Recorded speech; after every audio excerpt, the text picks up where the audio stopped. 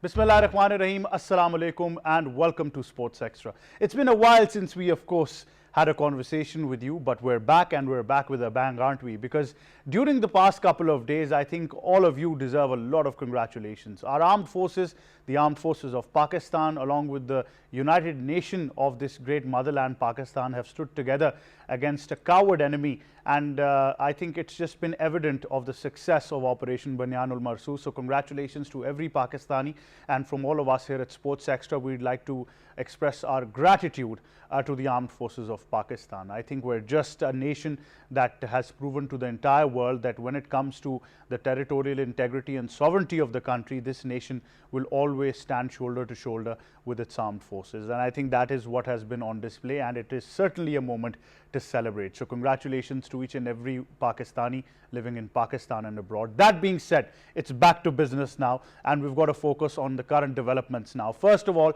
the Pakistan Cricket Board has formally announced the new head coach of the Pakistan's white ball format, and I think it's been a overall, it was somewhat expected, because during the PSL, when it was of course not prorogued, we knew that this was going to happen. But I think Islamabad United would be a touch emotional at this moment as well. They've had a great deal of emotional support and technical genius at the hands of Malik Usman, and now he finally joins the Pakistan Cricket Board as the head coach of the Pakistan's white ball team. And then we see that the interim coach Aqib Javed has now been formally appointed as the director of the High Performance Center, so he moves on to a new role as well.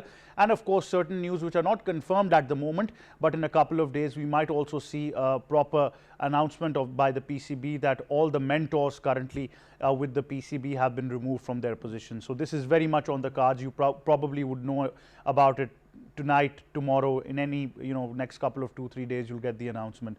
So that was pertinent to share with you as well. Then we move on to the Pakistan Super League.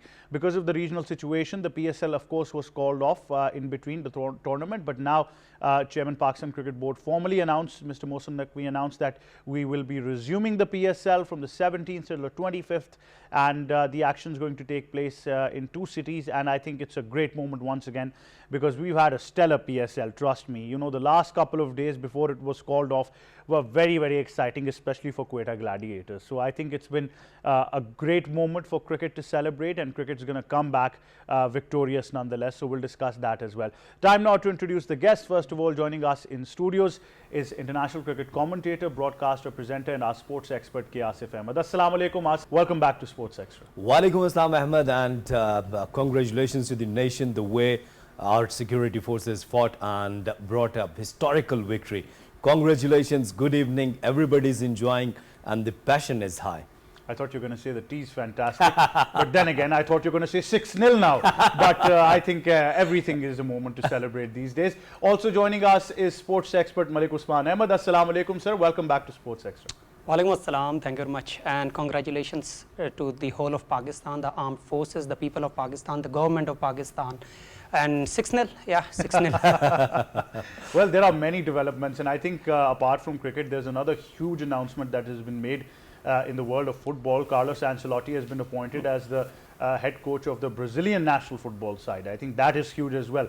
So thank God I remembered that I had to share this with you as well. It's just a huge moment for Brazil as they eye the next World Cup as well. That being said, cricket as usual, back to business. Asif Ahmad, the big announcement from Pakistan Cricket Board. A couple of names were in contention, but I think almost 2 weeks before we probably figured out, and I think certain sources did start reporting that Malik Usman is going to take charge as the Pakistan's head coach. How do you see this decision? Well, I do remember that you were sharing this news 2 weeks back, and we had a discussion about his name. But if you go for an overview that what's going on in Pakistan cricket, that after the resign of Gary Kristen, I think everybody was criticizing on Pakistan Cricket Board, because Aqib Javed has taken the role of head coach, and sometimes when we were calling him that he is not on this position, he's not permanently he would be there, but you were disagreeing with us, and you said no, he got all authorities and he will be there for a long time. But after New Zealand tour, Pakistan lost 4-1 in T20s, and then of course that we didn't have a very good outing. But now Pakistan Cricket Board has decided that the Malik Hesson, if you see his record his career. He has started his coaching career in a very young age, and he remained with Kenyan team, he remained with the New Zealand team after John Wright, and now he is with Islamabad United. That's an important thing for me, that when we talk about what's going on in Pakistan cricket and how Pakistan Super League, coming up superior in Pakistan cricket, superior than domestic cricket. People are writing over the Twitter, people are writing over the other social media platforms, and they're criticizing about this decision. I don't want to say anything. I don't want to criticize, because you know that Pakistan Cricket Board has taken this initiative. Mike Hesson, yes, without any doubt, if you see his resume, plenty of experience there. But he'll have to face plenty of challenges. First of all, unity among the team. That would be a very, very crucial thing for Mike Hesson, because so far the news is saying that the things aren't good in dressing room of Pakistan Cricket Board, because Pakistan is losing, and then Pakistan's skipper Mohammad Rizwan, his team is not performing well in Pakistan Super League, in Pakistan Super League in the 10th edition. So people are raising questions. I think these are natural and these are very genuine questions. And then once again, when we have watched what's going on between Amir, Ahmad, Wasim and some other players. So the dressing room's environment would be a really, really crucial challenge for the Mike Hesson. Then we'll talk about rest of the things as well, that the domestic cricket, club cricket, then Pakistan's fielding, the Pakistan batting lineup, and the rest of the things. Absolutely. Malik Usman, Ahmad, how do you see this decision? Because it was, like I said, it was pretty much expected. But then again, at the same moment in time, we remember that the last horrible embarrassment we had with international coaches, we were very skeptical of whether another international game, is going to take forward an international coach in Pakistan. I think there are many questions than answers. Mike Hesson is a brilliant coach, and we have seen his era from 2012 and more importantly in 2015 with Brendan McCullum as captain and the brand of cricket that they were playing. We have no queries about his talent, his credentials, but the problem arises that Pakistan Cricket Board environment is a totally different beast, and it will take some time, because Gary Kirsten was a good coach, Gillespie was one of my favorites. They had good results in South Africa and Australia as well, but what happened later, we all know it is all behind the doors, not in front. So that is one big challenge for Mike Hesson. If he can overcome that, I think it can do wonders for Pakistan. Pakistan has the players to dominate world cricket, no doubt about it.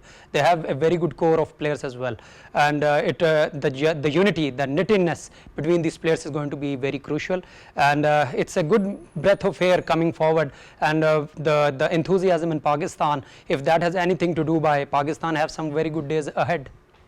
Well, Usman, it's we'd like to gauge what kind of strategy he's going to bring in, because let's be honest, Pakistan white ball cricket is in a lot of trouble at the moment, and although we understand that league cricket and international cricket are poles apart, but what kind of mentality, as K. Asif mentioned, that his first priority has got to be to get the dressing room environment better again as well. But at the same time, I think the identification of players is going to be very, very important. What kind of players he wants for a T20 or one day separately, and what kind of authority he's given to select those players. So his authority is going to be the key, because he shouldn't be someone like Gillespie, who is a match day strategist. That will not work. If you have brought in a coach, an international coach, and you want that strategies to be developed in Pakistan cricket and in international cricket for Pakistan cricket team, then you have to listen to him and you have to implement that. If you want to have a dummy coach or a dummy manager or a dummy strategist, that is not going to work. And the unity in Pakistani team is going to be the key. I'm not very sure about Rizwan as captain. He might be removed, I'm not so sure, because his mind is not in the right place. Look what he has done with Multan Sultans. He has a very aged squad and a very, very outdated strategy. That has done his team as well, and that is what he's taken to Pakistan international team as well. And for that you have to play a modern brand of cricket. For that, that means Hesson and Rizwan have ideas poles apart. So I think that has to change, and that will be the beginning of things to come for the turnaround. And if Mike Hesson does have a role to play in the strategy, in how the Pakistani team plays on the day and match situation, I think Pakistan can do wonders. Certainly. K. Asif Ahmed, this becomes a very important juncture, because the selection of players and the identification of players based on these two formats is going to be very, very important. The next ICC format tournament is T20 World Cup. So I think the balance right now has to be created immediately. Well, Ahmad, it's a big challenge, you know, and when we talk about the selection of the team, if there is no role of the coach, then who will decide the playing squad? Who will decide the 14-member squad? Of course, that when we talk about the selection committee, 1, 2, 3, we have 3 names earlier, and Aqib Javed said that the coach and the captain, they won't be the part of the selection committee. I think that was a huge concern of Gary Kirsten, and that's why he has resigned. That I want authority. Of course, that if you are looking forward to get good results, that you'd have to give me some authority. Mike Hesson, if you see his track record with New Zealand, with Kenya, right now with Islamabad United, though Islamabad United started very well in Pakistan Super League 10th edition, but once again that they have some problems. As Usman bhai, when you were talking about that you won't see that Mohammad Rizwan would be the skipper of Pakistan in white ball cricket, then my question is that then who would be the captain for Pakistan? Salman Ali Agha, that we had given him chance, and New Zealand, his personal performances was okay, but Pakistan didn't play well. We lost 4-0, 4-1, I beg your pardon. And then actually, you know that the one thing is going in my mind, that is 6-0. So that's why I said that the 4-0. That was 4-1. That was 4-1 in New Zealand. So, so I think that after Rizwan, we do not have a proper name for the marquee event. I'm talking about the marquee event. Yes, for the bilateral series, okay, you could try again for Salman Ali Agha, but you had Shadab Khan as vice captain. What was his performances against New Zealand? So lots of questions need to be answered, and I think that Mike Hesson will start his duties with these kind of challenges, and though he has a very good experience, but this is Pakistan cricket. You'll have to start from the zero, isn't it? 6-0. 0 from now onwards will never be alone. So 6-0. But I think it's right as well, Usman. We understand that it's a T20 World Cup that Pakistan has to now foresee, and currently Pakistan's Premier T20 tournament is underway. A lot of names would be in consideration. Mike Hesson will have one advantage, that over the course of being with Islamabad United, he's seen these players in and out, so he understands what kind of capabilities do they possess. That is true, and he has been very successful with Islamabad United as well. He knows the environment of Pakistan. We're talking about Gary Kirsten and Gillespie. We can say one thing that is different to Mike Hesson is that he knows the culture of Pakistan cricket somewhat. Those two were parachuted into the Pakistan national team, but Mike Hesson has been the feature in PSL as well. So I think he knows a thing or two about Pakistan cricket. But why I said about Rizwan not being captaincy, first, he has been dropped from T20 captaincy and the team as well. And we're talking about 4-1 in New Zealand. I think that was overthinking from Pakistan Cricket Board. They actually tried all new players and they were not very successful. I think the first challenge that Mike Hesson for the playing 11 would be to talk about some of the very, very established players like Shaheen and Haris Rauf and their performance in PSL and their performances in Asia. They have not been very successful. If you talk about Haris Rauf, he has made his name outside Pakistan in Sena countries where his bowling and his length has been very successful, but not in Asia. And this T20 World Cup is going to take place in India and Sri Lanka, and we have to work out our teams over there. You see most of the teams, international teams, they are picking and dropping players on the basis of marquee tournaments such as ICC events, and that is what most teams do, and Pakistan should be no different. And if Mike Hesson has a choice of picking up players and dynamic players, then he should get all the authority for that. And if that means you have to drop some so-called senior players, so let be it. If it is Shaheen Afridi or it is Babar Azam, for example, or Rizwan or Haris Rauf, it could be anybody, so let it be. And secondly, talking about Salman Ali Agha and Shadab Khan, those are the two players who are captain and vice captain. Although their roles are reversed in international cricket, I think they know a thing or two about Mike Hesson as well. That brings in some part of camaraderie between the top decision-making players and people. So that makes things a little bit easier for Mike Hesson, and that is one of the reasons why I think that Mohammad Rizwan have very limited role in T20 going forward. Absolutely, but I think that makes for a stellar combination. If Pakistan Cricket Board does make a decision that T20's role is going to be redefined and Salman's going to lead the side, or even Shadab as the vice captain, I think that synergy would be there with Islamabad United. But that being said, people also thought there'll be synergy with Haris Rauf, Shaheen Shah Afridi and Aqib Javed. That didn't work out. So, I'd still be a bit skeptical, but obviously polls apart, Aqib and Mike Hesson, I think they're completely different. Mike Hesson is very professional. Absolutely, very professional. Mike Hesson is very professional. I remember one of the This is what we heard about Aqib Javed as well. No. Who heard about that? Who said that? Who said that? Who said? Who said that? Your sources are questionable.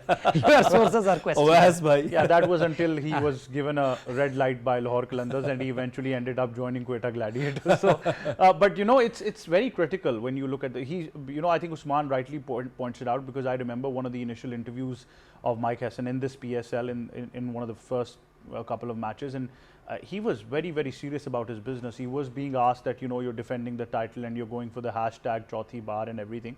And he said that we're going to take this match by match, believe in the process. So I thought he was a man who's very, very focused on what his side is doing. And I think that makes a huge difference. And also with the couple of losses they've had in the last couple of games in the PSL, I think they'll be very skeptical going into the playoffs as well.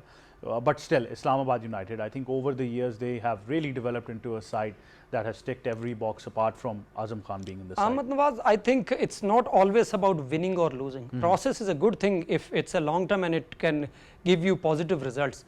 The way Islamabad United is playing, if you ask the whole of Pakistan, which brand of cricket would you prefer? I think hardly there would be any person who would say that it is other than Islamabad United. I think winning and losing is the part and parcel of the game, but your mind should be at the very right place. You use statistics, but statistics are good if it benefits you in the game. Statistics otherwise are just data, it's not information even.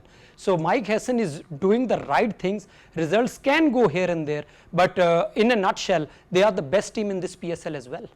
I wouldn't mind if, once again we see a drastic change and somebody like Rehan comes back as the manager.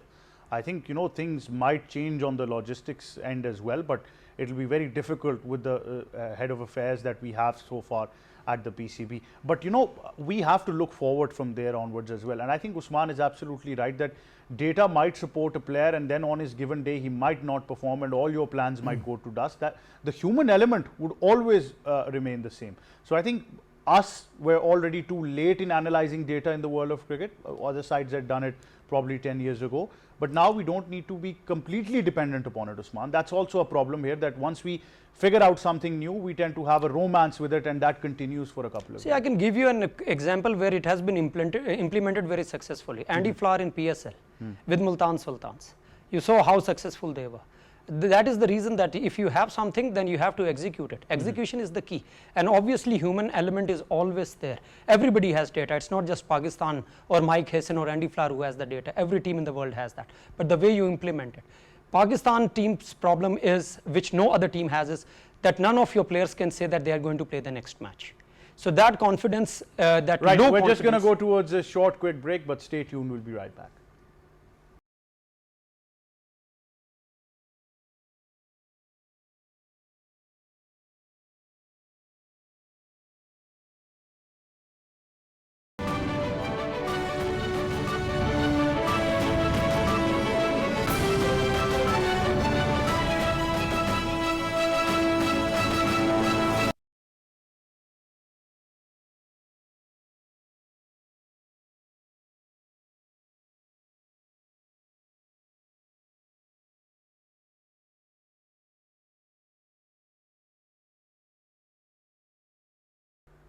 Welcome back to Sports Extra. Now, of course, before we move on to the PSL, Asif Ahmad, a very important juncture in the Pakistan Cricket Board is the PCB's Talent Hunt program.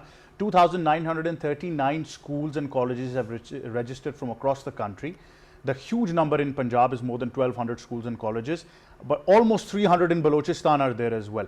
What does this signify for the PCB? And although I think it's a great initiative, but I think post this entire initiative, things are very important that you keep track of those certain players who have been then identified. Very well said. That, I mean, the initiative is really good and we must appreciate that. But see, let me ask you one question, that how you will appoint coaches there. And you will ask the school that either they will appoint their coach or the Pakistan Cricket Board will provide. The first question. Second question, the grounds. The third question, infrastructure. And the logistics. Yes.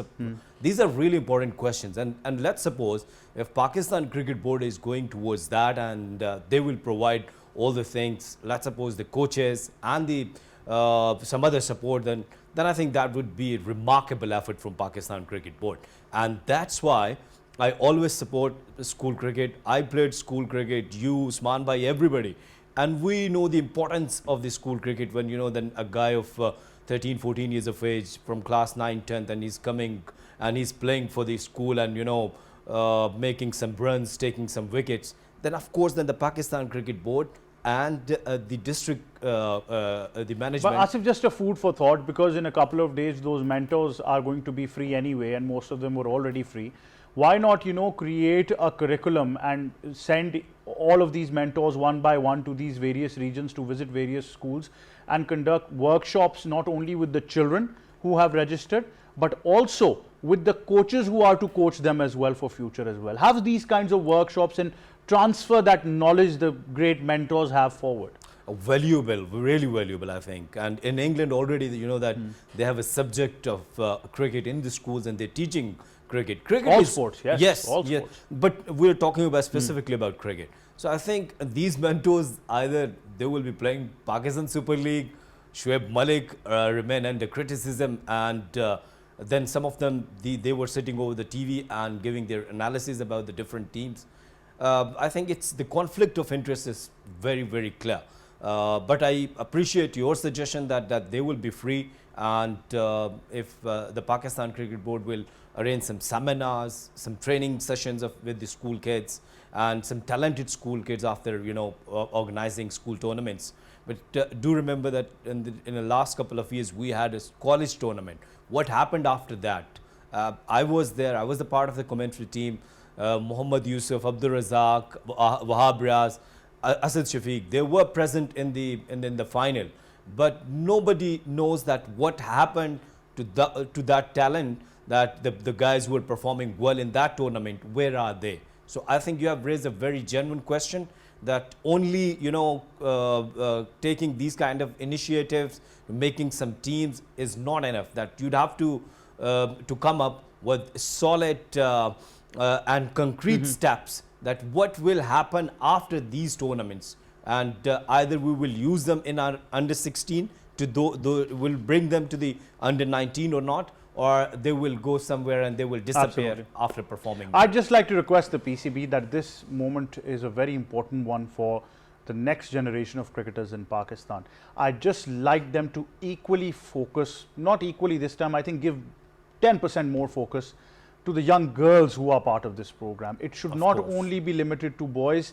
PCB should make sure that they increase the number of girls who register in this program, and not only increase those numbers, but plan a complete pathway for them to bring them in women's cricket. I think if women's cricket is not supported at this juncture of school cricket, I don't think that Pakistan women's cricket is going to, go further beyond that as well. We might have wins every now and then, but that consistent model will never be there. That being said, the Pakistan Super League is all set to continue once again. The new schedule has been announced. So the 17th of May onwards. So from the 17th all the way till the 19th, matches would be held at the Rawalpindi Cricket Stadium. They include, of course, Peshawar Zalmi against Karachi Kings, then Multan against Quetta, Peshawar against Lahore, Islamabad against Karachi as well.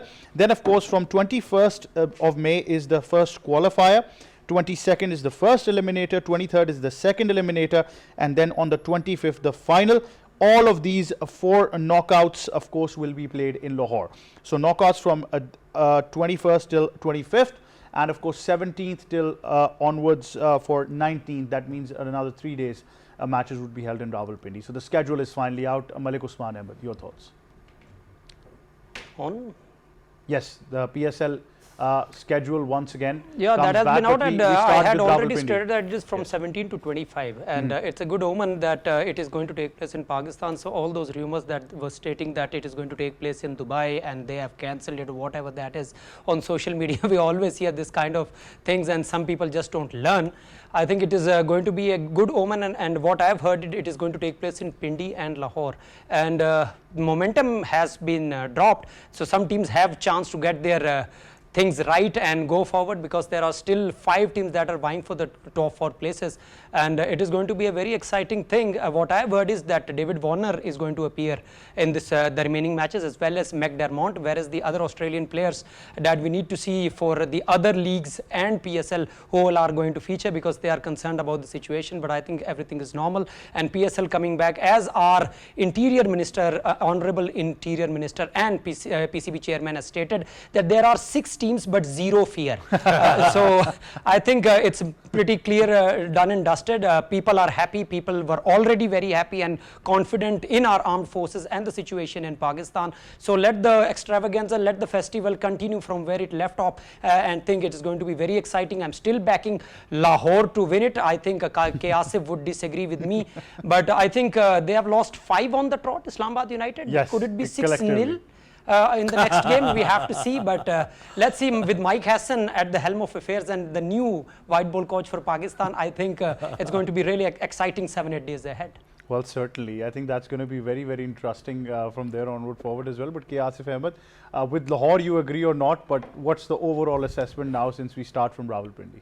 Well, see, as Usman Bhai said, Lahore Qalandars, their skipper Shaheen Shah Afridi, it reminds me his interview with Zainab Abbas when he conceded 3 sixes, and Irfan Khan Niazi, remember the name Irfan Khan Niazi, exposed him once again that he's not a good bowler for the death overs, even he's not good bowler for T20, and then once again with the Haris Rauf, poor length, poor line.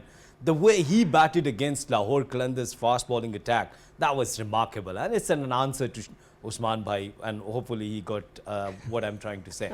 The second thing is about Quetta Gladiators. They stun. And Karachi Kings, see, whenever David Warner, James wins, they play for the team. Their team performed well.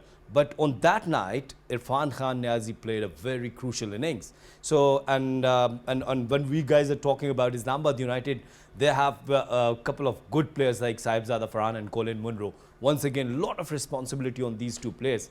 And when you ask me about one great player, that is Azam Khan. What he's doing in the team, behind the stumps, with the bat, everywhere poor. And I'll ask this question to you, Ahmad Nawaz, because you remain a big supporter of Azam Khan. Look, what's going on there? I think good luck charm. That's the only thing I can say. Otherwise, what I feel personally is that I know a couple of things personally, and I was really over the moon because Azam's brother spent a lot of time with him to make sure he gets back to fitness. This is about a couple of years ago. It just breaks my heart to see the poor chap going in that all of it again. And I think the way this PSL has unfolded, international cricket is already difficult for him now, but I think league cricket is also going to be a problem if things continue like this. Malik Usman, Ahmad. See, one thing for choosing a franchise is that you need to see your style of play suits that pitches. And Azam Khan has been extremely lucky in that regard, because Rawalpindi pitch is one of the best in Pakistan, if not the best. So in that regard, he was doing well. Small boundaries, very good dimensions, and a flat pitch. So he could get a good couple of 50s in the last edition. So that actually made a name for him. But overall, if you see that multiple pitches and stadiums where you go to play and the pitches don't suit you, there is where you struggle. And his fitness has been a concern from the day one, but nobody talks about it. But I think now he's been exposed very, very badly. If there is a wide ball or a no ball, it becomes very difficult for him to even stop the ball, let alone catching it. Yeah. So he's not match fit. And once you talk about not being match fit, it takes the international cricket out of the equation. We are even talking about franchise cricket, which is a professional cricket. So Mike Hesson has a very, very big question to answer, that if Azam Khan is playing in his franchise team, then why is he playing for that matter? And once Mike Hesson has become the coach of Islamabad United, coming back to K. Asif's question, many players, including Shaheen Shah Afridi, Haris Rauf, Irfan Niazi, and other peripheral players who are actually moving their wings to enter into this Pakistan side, they would be doing extra efforts against Islamabad United to perform for the likes of Mike Hesson. So as far as Azam Khan is concerned, jokes apart, I think he was not an international cricket material from day one. He cannot field, he cannot bat, certainly he cannot keep. Then again, the part still remains. Good luck charm. maybe, but See, he was featuring in the playing 11 when we were playing against USA. But he could not even feature in the super over as well. And one reason what I came to know was because he did not spend that minimum percentage of time on the field. So he was not eligible to bat in the super over. But they've tried everything. They've even tried opening the innings with him so he gets a bit of confidence back. I think they've been very loyal to him as a franchise, but next season onwards. See, I it's would gonna be like to difficult. quote the great Shane Mon. He used to say, if you want to see the spirit in a cricket team, you have to see the way they are fielding. Oh, yes. And many great players have been brilliant fielders as well. I'm not talking about Jonty Rhodes, he was not a great batsman, but look at Ricky Ponting. He was a brilliant fielder. And I can name many more. James Anderson, being a fast bowler, used to stand and slip. So it is up to the player how he keeps his match fitness, how he fields and everything. And certainly Azam Khan doesn't take it very seriously. I think Pakistan cricket team's environment needs to change 100%, 180 degree. It has to get far more serious. The yo-yo tests need to come in. What I have come to know is that they are going to start this fitness test in domestic cricket as well. So if that is something, if even 50% true, I think Pakistan would be in good hands. Mike Hesson is a no-nonsense person. He has not played international cricket, but he's a very, very successful international coach and franchise coach. And I think he would have his integrity and his reputation at stake when coaching Pakistan. Look, I have come up with a very, very particular formula, and I think that's not a rocket science.